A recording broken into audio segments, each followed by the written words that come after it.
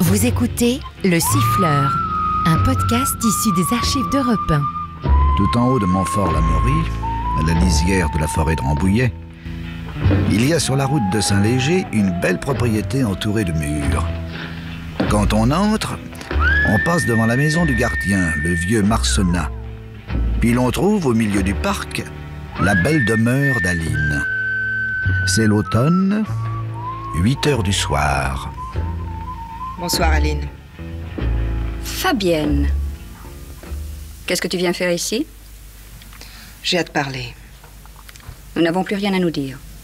Il faut absolument que je te parle. Laisse-moi entrer.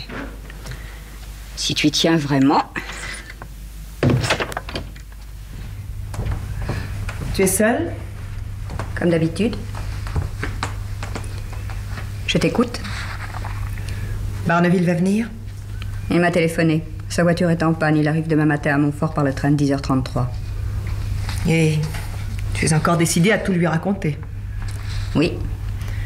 Écoute, Je ne peux pas faire autrement. Barneville est notre commanditaire. Je ne peux pas lui cacher plus longtemps que tu as fauché 1 million dans la caisse. Je ne me ferai pas ta complice. et puisque je rembourserai... Il faudrait pouvoir. Malheureusement, la coco, ça coûte cher. Plus tu iras, plus il t'en faudra. Je te connais. Pour t'en procurer, tu feras n'importe quoi. Tu finiras en prison.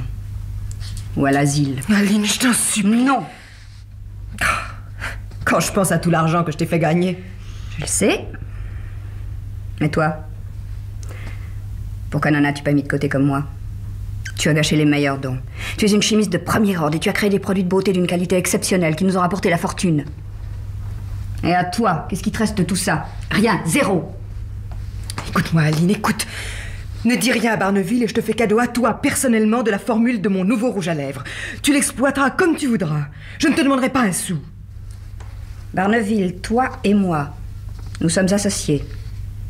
Et je n'agirai pas en franc-tireur. Tu crois donc que tout le monde te ressemble? Mais s'il apprend ce que j'ai fait, ça va être terrible. Ah, ça, il faut reconnaître que c'est un charmant homme. Mais quand il s'agit d'affaires, il est intraitable. La seule chose que je te promets, c'est d'essayer qu'il ne te fasse pas mettre en tôle pour vol et escroquerie. Oh, tu m'as toujours détestée. Disons que je n'ai jamais eu d'illusion sur toi. Bon, alors maintenant ça suffit, va-t'en. Tu es bien décidée à lui parler. Oh, il serait imbécile d'attendre que son expert comptable découvre le poteau rose. Allez, file, bonsoir. D'habitude, tu m'offres l'hospitalité. Je n'ai pas l'impression que demain matin ta présence ici soit opportune. Écoute, retourne à Grenoble. C'est ce que tu as de mieux à faire. Et ici, ça me plaît de passer le week-end dans ce pays. Tu vas pas m'en empêcher, non? Ouh. Au second tournant, il y a l'auberge du Chevreuil. Il paraît qu'on y est très bien. Merci du renseignement. Bonsoir.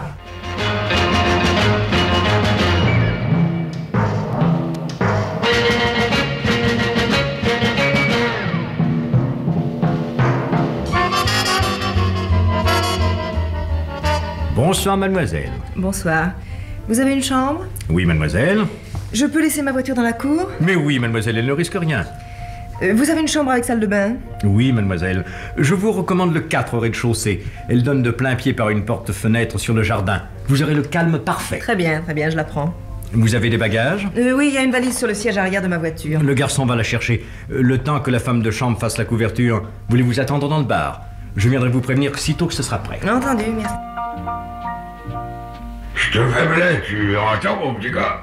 Si elle continue à m'embêter, je lui fais son affaire. Monsieur Marcenet, il ne faut pas dire ça. Ah, D'abord, de qui parlez-vous? mais d'Aline, parlez. Aline? Ah, c'est vrai que t'es le nouveau barman. T'as beaucoup à apprendre sur les gens du pays. Mais Aline, c'est ma patronne. Enfin, c'est la propriétaire de la propriété où que je suis gardien. J'habite la petite maison à droite de la grille. Hier matin, Aline est arrivée de Paris et elle trouve la grille ouverte. Je veux bien que j'avais oublié de la fermer, mais qu'est-ce qu'elle m'a enguirlandé? On dit pas des noms pareils à un homme de mon âge. Si jamais elle recommence, aussi vrai que je m'appelle... rappelle-moi mon nom. Marcenat. Marcenat. Je lui lâche un coup de fusil dans la cafetière. Au lieu de dire des bêtises, vous feriez mieux d'aller vous coucher. Eh ben, redonne-moi un pastis. Non, pour vous, c'est terminé. Tu veux pas me redonner un pastis? Allez dormir. Je suis le meilleur client du chevreuil et vous voyez, ma petite dame, comme on me tête. Eh ben, puisque c'est comme ça, je reviendrai plus jamais ici. C'est ça. À demain. Mademoiselle, votre chambre est prête. Ah, je vous suis, merci.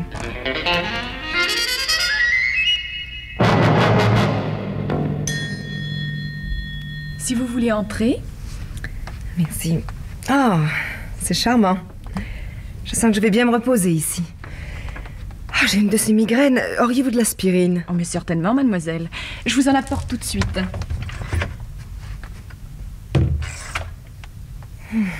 Très intéressant, les propos du petit père Marcenat. Je serais idiote de laisser passer ça, moi. Ah, une porte-fenêtre qui donne de plein pied sur le jardin. C'est inespéré, ça. Voilà l'aspirine. J'ai apporté du sucre et un verre. Mademoiselle veut que je lui prépare? Non, non, merci. Non, je vais me coucher tout de suite et je la prendrai dans mon lit. Bien. Je voudrais qu'on ne me dérange sous aucun prétexte. J'ai besoin de sommeil. Oh, mais rien de plus facile.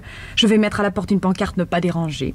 Si mademoiselle avait besoin de quoi que ce soit, elle n'aurait qu'à sonner, c'est moi qui suis de garde. Parfait. Bonne nuit, mademoiselle. Bonne nuit.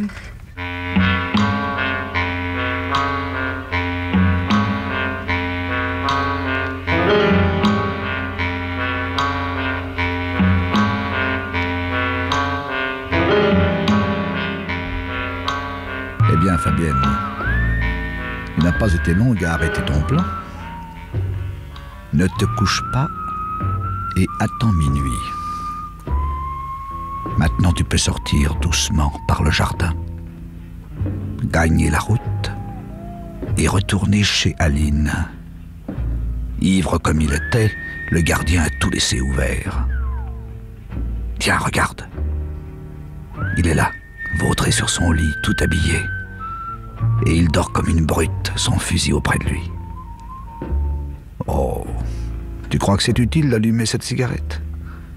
Enfin. Bon.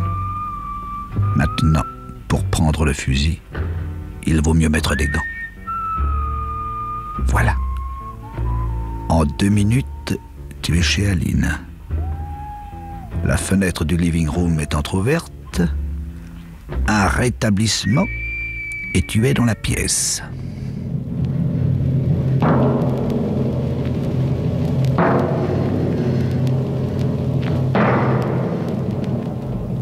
Qui est là? Qui est là?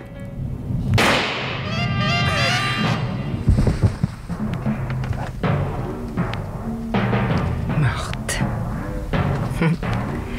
Pauvre petite Aline. Elle avait gardé son bracelet-montre et s'est brisée en tombant.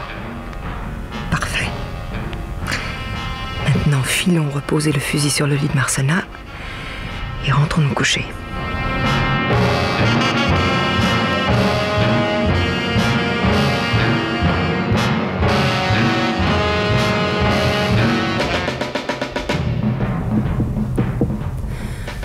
Entrez. Mademoiselle a sonné? Ah oui, je n'arrive pas à me réchauffer. Il fait un froid de canard ici. Ah, mais pourtant la chaudière est allumée. Je vais donner à mademoiselle une autre couverture de laine. Mademoiselle a dormi un peu? Ah oui, c'est le froid qui m'a réveillée. Quelle heure est-il? Minuit et demi. Je reviens tout de suite avec la couverture.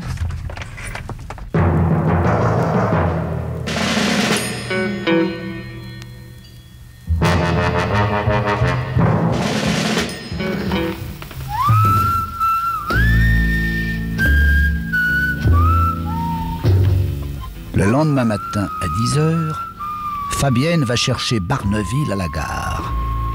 Ils arrivent à la propriété d'Aline. Aline! Oh! Elle dort peut-être encore? Oh, elle savait pourtant que vous deviez venir. À moins qu'elle ne souhaite aller faire des courses. Mais non, sa voiture est là. Aline! Oh! Elle n'est certainement pas sortie. Alors elle est malade? Faisons le tour et essayons d'entrer par la cuisine. Allons-y.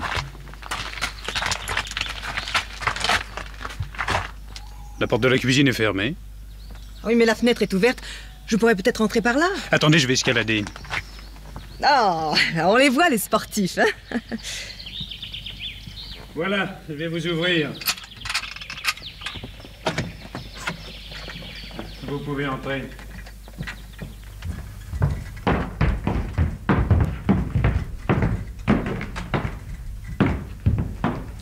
Aline?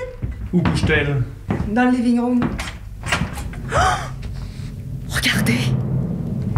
Aline. Mais elle est morte. Oh non, c'est pas possible. Elle a une blessure à la poitrine. Une balle. Oh, quoi? Elle s'est suicidée? Je ne vois pas d'arme. Je crois plutôt qu'on l'a assassinée. Oh non, c'est horrible. Oh, asseyez-vous, vous n'allez pas vous trouver mal. Oh, pauvre petite Aline. Ah, mais qu'est-ce qui a bien pu se passer? La fenêtre est entrouverte. Pour moi, l'assassin s'est introduit par là, elle se sera réveillée, il aura tiré. Oh, pour la cambrioler? Et comment voulez-vous que je le sache? Mais il y a un gardien, il aurait dû entendre le coup de feu. Où habite-t-il? La petite maison à l'entrée, près de la grille? Oui. Allons voir.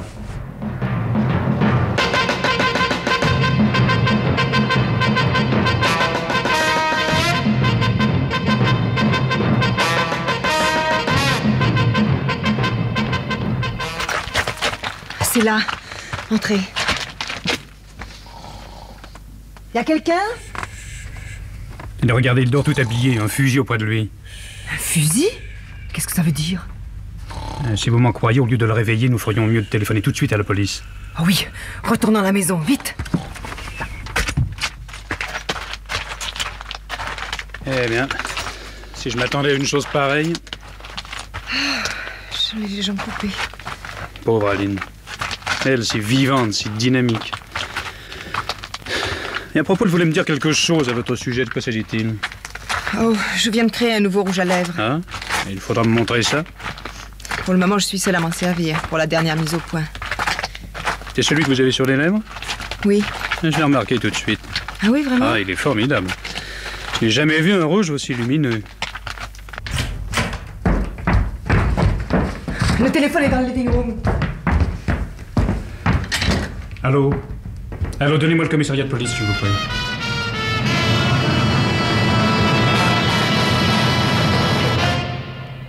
Alors, commissaire?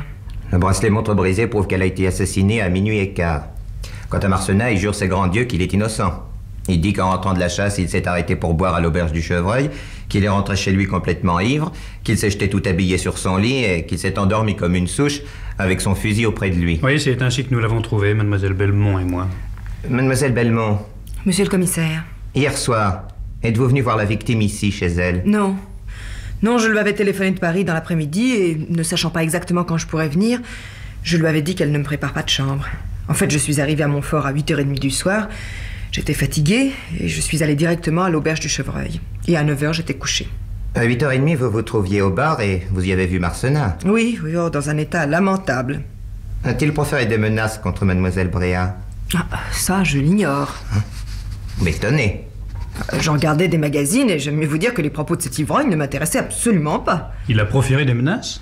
D'après le barman, il aurait dit qu'à sa prochaine altercation avec mademoiselle Bréa, il la descendrait d'un coup de fusil. Oh, voyons, Fabienne, faites un effort de mémoire. Avez-vous entendu une menace aussi précise? Vous savez aussi bien que moi qu'entendre des mots, ce n'est rien. Pour les comprendre, il faut les écouter. C'est juste, oui. De toute façon, le témoignage du barman devrait être suffisant.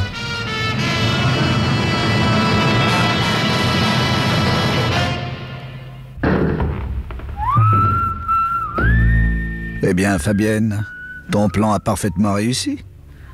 Et pas un de ces imbéciles ne te soupçonne. Pour le moment, reste enfermé dans ta chambre à pleurer ta pauvre Aline. Tu ne veux voir personne, tu as trop de chagrin. Excellent pour l'opinion publique.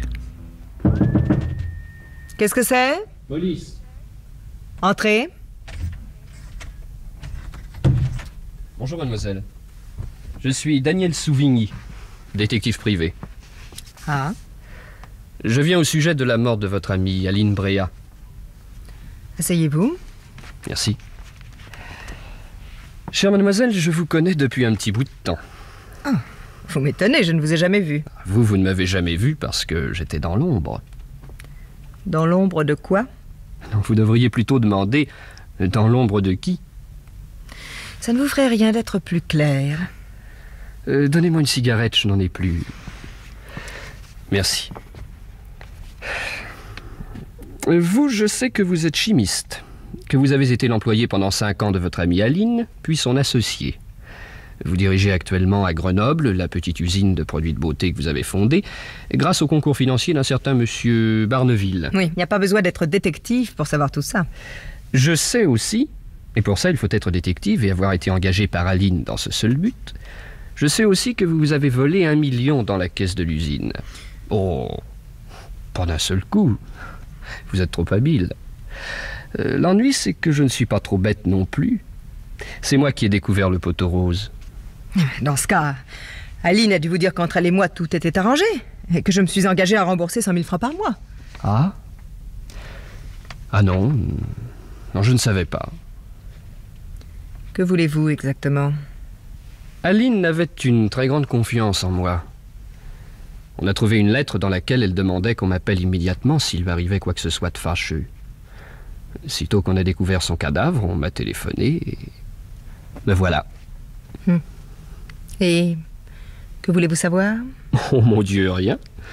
Il y a 90 chances sur 100 pour que l'assassin soit ce Marcenat, puisque tout l'accuse. Je sais bien que si je racontais que vous avez fauché 1 million dans la caisse et qu'Aline avait l'intention de prévenir Barneville, la police serait capable de tiquer. Non, mais je laisse tomber. Non, tout ça ne m'intéresse pas. Qu'est-ce qui vous intéresse? Vous. Moi? Mon petit chou, entre nous, on ne va pas y aller par 4 chemins. Tout le temps que je vous ai pris en filature à Grenoble et à Paris, j'ai eu le loisir de vous regarder et il m'est descendu sur le crâne un truc que je ne pouvais pas prévoir. Je suis tombé amoureux de vous. À d'autres. Quoi, je ne suis pas le premier à vous trouver belle. Quand on a des yeux verts comme ceux-là, avec ce regard un peu las, un peu blasé, c'est assez troublant. Ah oui. Et puis ces cheveux blonds cendrés qui ne doivent rien aux teintures. Ah, vous avez vu ça, vous? Et cette bouche d'un rouge extraordinaire. Ne vous énervez pas, c'est ma dernière création. Et où peut-on en acheter? Pourquoi faire?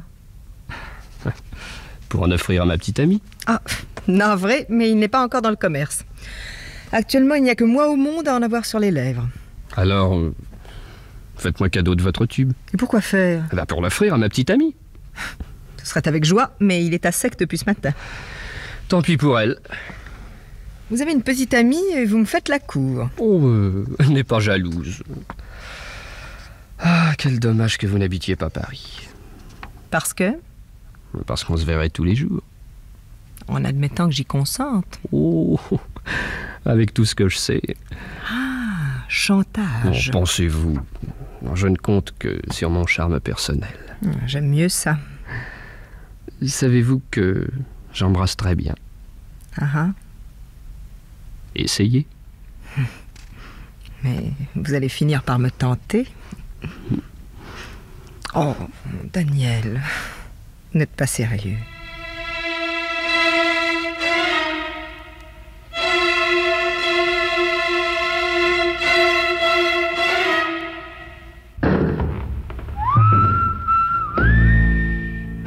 Après tout, hein, Fabienne, si tu t'en tires avec quelques baisers, si tu achètes le silence de ce petit détective en le supportant quelques jours, quelques semaines peut-être, ce ne sera pas acheter trop cher ta tranquillité.